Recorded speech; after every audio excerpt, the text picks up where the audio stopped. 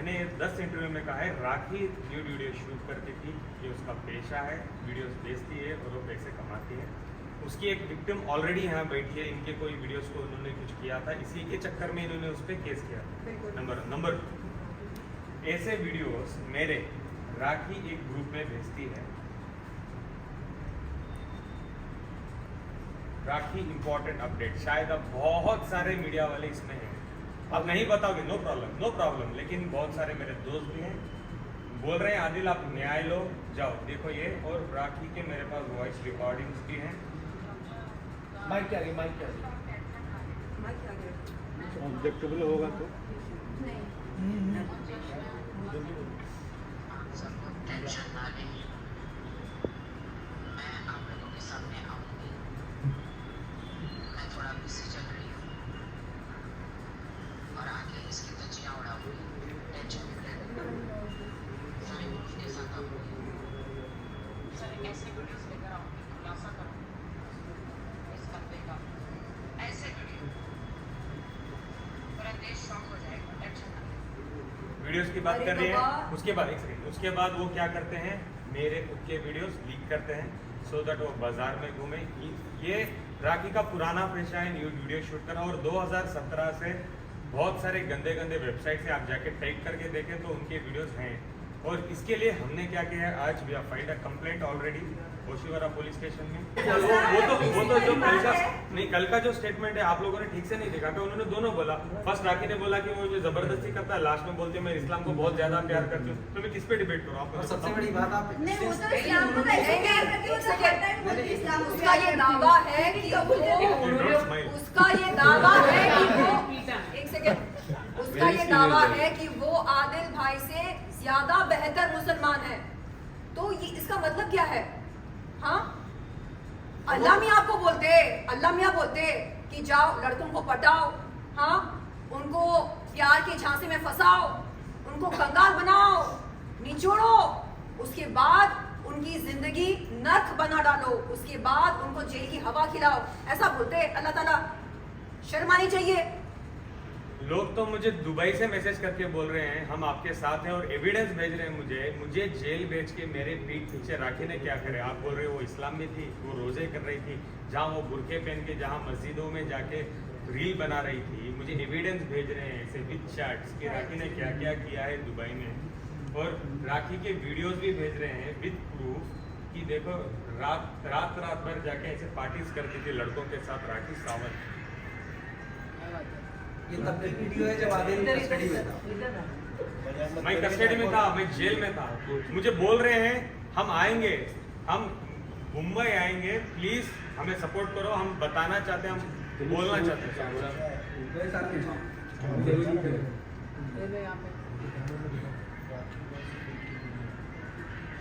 क्या ये अहमियत थी मेरे रिश्ते की? मुझे जेल भेज के राखी जब वो सवेरे रील पोस्ट कर रही है कि मैं इस्लाम में हूँ, मैं नमाज में हूँ, मैं रोजे रख रही हूँ, ये रमजान में था, and this video is in Ramzan. जब मैडम ने नाटक किया है, मैं च्युइंगम खा चुकी हूँ, आज उस दिन की बात कर रहा हूँ, मैं एक्टिंग कर रही हूँ। उसने चैट्स में साफ साफ लिखा है, Adil I am so ashamed to tell the day she did the chewing gum acting in airport, that is the day she did this. उसकी एक रात पहले उसने क्या किया है, देखिए इस देश में उसके कपड़े देखे, आई एम सो सॉरी, उसके कपड़े देखे तुमने? ये कपड़े पहन के वो ये चीजें कर रही है, और मैं कहाँ हूँ? मैं जेल में हूँ, रमजान में मैं जेल में हूँ ना। शब्द का मतलब क्या है? नल्ला का मतलब क्या है? नहीं, आप बोलिए नल्ला का मतलब क्या है? Useless, correct. तो मैं कहती हूँ हाँ, नल्ले थे आदिल भाई जो उनके प्यार में पड़ गए, और नहीं तो क्या? आदिल राखी नहीं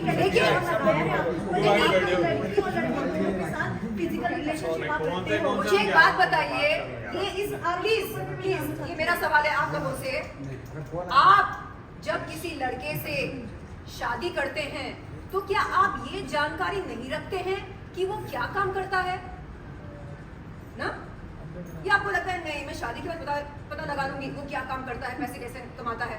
नहीं, आप सबसे पहले मालूम करते हैं कि वो क्या काम करता है, उसके परिवार वाले कौन है, वो कहाँ तक पढ़ा लिखा है, आप ये सारी बेसिक जानकारी लेते हैं? उसके सर पर बाल है कि नहीं है? 1.5 साल आप साथ में रहते हैं, हम मिस्टर होते हैं उसके हिसाब से, और फिर आप बोलते हैं ओ माय गॉड मेरा शौहर तो गंजा निकला। हाँ, ये क्या ड्रामा है? हाँ? नहीं, आप मुझे बताइए, आप एक इंसान को कंगाल बनाकर उसकी गरीबी पर मजाक उड़ाते हैं, फिर उसके बालों पर मजाक उड़ाते हैं। आपकी स्वर्गीय माँ है, इनके माँ बाप कौन है?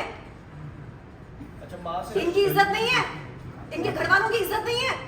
आपका पेन, आपका स्ट्रगल रियल है, इनकी जिंदगी व्यर्थ है। क्या है ये? क्या ये दोहरे मापदंड नहीं है? चलिए आपसे तो मैंने किया, इसलिए बता दूं आपको कि मैंने उनके खिलाफ बार एसोसिएशन में एक शिकायत दर्ज करी थी पिछले साल, जब उन्होंने एक वकील होते हुए सरेआम मीडिया के सामने मेरे आपत्तिजनक फोटोज और वीडियोस दिखाए, बुला बुलाकर ये देखिए। एक वकील इस तरह का अश्लील काम नहीं कर सकता है।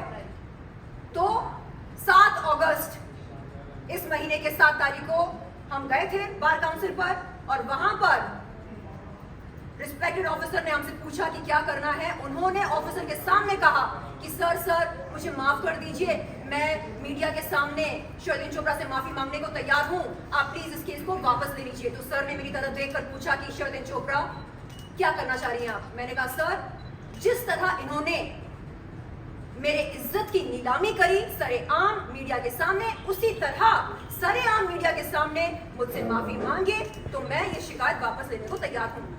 शर्लिन आदिल भाई, आप ये सब उल्टे चलेगा। मैंने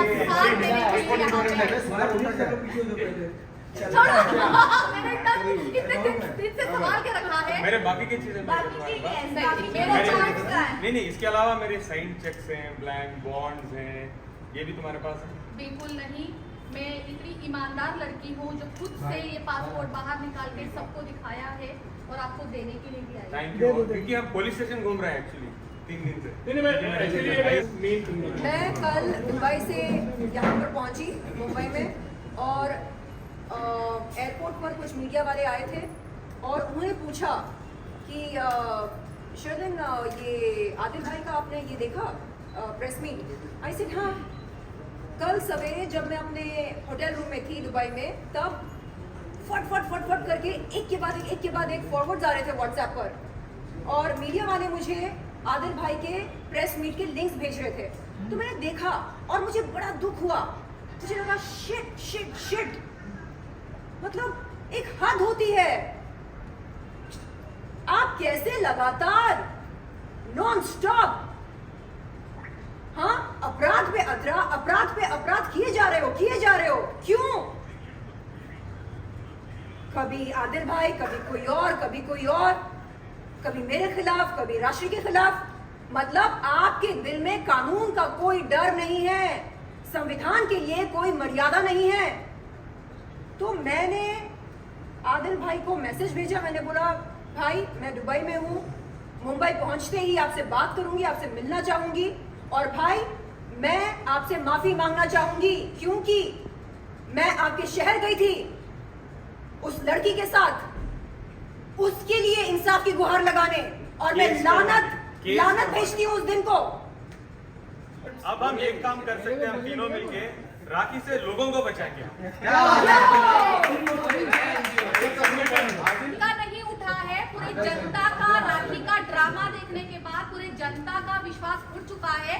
शादी से भी और दोस्ती से भी हर कोई डर रहा है। लोग तो लगता है अपने घर में अपनी बीवी को देख के डर रहे होंगे कि भाई कहीं ये मुझ पर केस ना कर दे, कहीं ये मुझ पर एलिगेशन ना कर दे। ये बात राखी बिल्कुल सही कह रही है। हर साल राखी के दोस्त भी बदलते हैं, हस्बैंड भी बदलते हैं, और हर हस्बैंड बिल्कुल नहीं, वो कहती है कुछ लोग मेरी नकल उतार के अपनी रोजी रोटी कमा रहे हैं। कौन नकल उतार रहा बे? हाँ, हमारी आदत नहीं है 2-3 महीने में बॉयफ्रेंड बदलने की, हस्बैंड बदलने की, नहीं है हमारी आदत। हम आर्टिस्ट हैं और हमारा आर्ट क्या है ये दुनिया देख रही है। आपका आर्ट क्या है ये भी दुनिया देख रही है?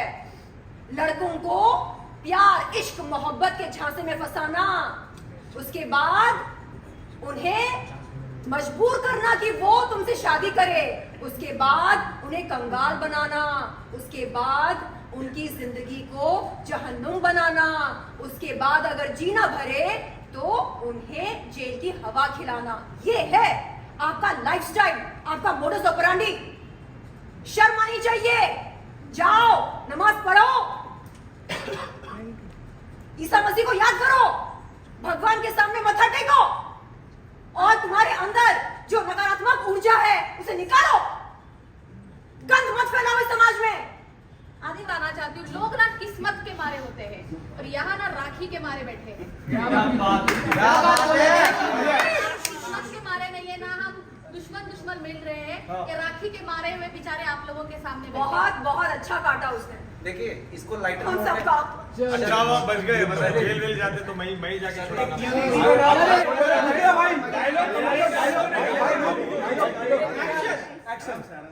शेरनी चोपड़ा है नाम मेरा। सुन, बहुत हो गया तेरा ड्रामा। ये ऐसी है, वो वैसी है, ये वैश्या है, ये बाजारू है, ये खूनी है, ये बलात्कारी है। तू क्या है बे? तू क्या है?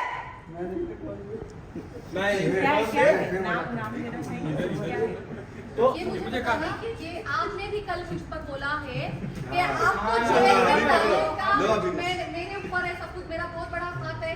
आप सबके सामने ये क्लियर करिए कि मेरा क्या हाथ है। सुनो, जब मैंने जैसे सबको मैंने कहा है कि मैंने एक बार राखी को, जो राखी ने मुझे जेल से ट्रैप किया था, मैंने राखी को कॉल किया था। जब मैंने राखी से कहा, आज तुम बोल रही हो राखी की you want to bail me out, तुम ईरानी को भी लेके आके बेल आउट करोगी, अब तुम्हें क्या हो गया, why you want to do it. मुझे बोली कि बहती गंगा में हाथ धोने वाले बहुत ज्यादा लोग हो गए थे इसलिए। तो मैंने बोला किसने क्या किया राखी, ये सब तो तुम्हारा ही। आदिल, मैं राशि की बातों में आके मैं बहक गई। I am really very very sorry. इसलिए मैं उस टाइम में मैं अपने आप को कंट्रोल नहीं कर पाई और जो धाराएं का जो उसका ही ये था, दिमाग था, इसलिए ये हुआ। इससे पहले भी तुम्हें पता है बहुत बार वो मुझे राखी बोलती थी, जब वो घर आती थी शाम में वो ठीक हो जाती थी, सवेरे तुम्हारे साथ घूमती थी तो मेरे से झगड़े करती थी। वो बोलती थी ऐसे वो ये, जब मैं बोलता था तुम क्यों ऐसी बनती हो, वो बोलती है मेरी जो दोस्त राशि है वो मुझे सब कुछ बताती है, तो मैं उससे मिलना बंद कर दूं, आप मुझे बताओ। तो आई वॉज सो सैड कि राशि मुझे जेल भेजाने में तुम कैसे भागीदारी बन सकती हो यार, जबकि तुम मुझे हर बार बोलती थी आदिल मैं तुम्हारा रिश्ते संभालूंगी, मैं राखी को समझा रही हूँ कि ये मत करो। मैं कॉल करके बोलती थी कि प्लीज आप लोग झगड़ा मत करो, आप लोग एक हो जाओ, आप लोग साथ। क्योंकि जब भी झगड़ा होता था मैं तुम्हें फोन करता था, मैं बोलता था राखी को समझाओ, तो राखी तो मुझे यह बोलती थी वो मुझे भड़का रही है। बिल्कुल। तो एज अ हस्बैंड जब राखी आपको एवरीडे आके ये सारी चीजें बोल रही थी, तो एज अ हस्बैंड आपने कभी मुझे कॉल किया या मेरे सामने आके मुझे क्यों नहीं बोला कि स्टे तू कर रही हो ये सब कुछ, क्या मिल रहा है आपको? अच्छा तुम दोनों लवली सिस्टर्स हो, पूरे गांव में घूम रही हो और मेरी इतनी हिम्मत कि मैं आके तुम्हें बताऊं। एज अ हस्बैंड कोई कर नहीं सकता, बोल नहीं सकता कि भाई राशि ये सब कुछ क्यों कर। उसी दिन हमें राखी के सारे प्लान पता चलते कि वो आपके पास जाके क्या कर रही है और मेरे पास आके क्या कर रही है। राखी सावन मेरे पास आती है, एवरी डे सुबह आती है, उसके वजह से मैं आज अपना काम सफर कर रही हूँ। पिछले 7 महीने से मैंने अपना बिजनेस ठीक से नहीं किया है, उस वजह से बहुत सफर कर रही हूँ। एवरीडे मेरा काम था, मैं वो ट्रॉली घुमाते हैं ना बच्चे को लेके, तो बच्चा मैं अंदर डालती थी और ट्रॉली लेके घूमती थी पूरे गांव में, गाड़ी लेके राखी को लेके रख के अपने साथ में। उसके थे ना जी वो मैंने अभी क्लियर किया है। मैं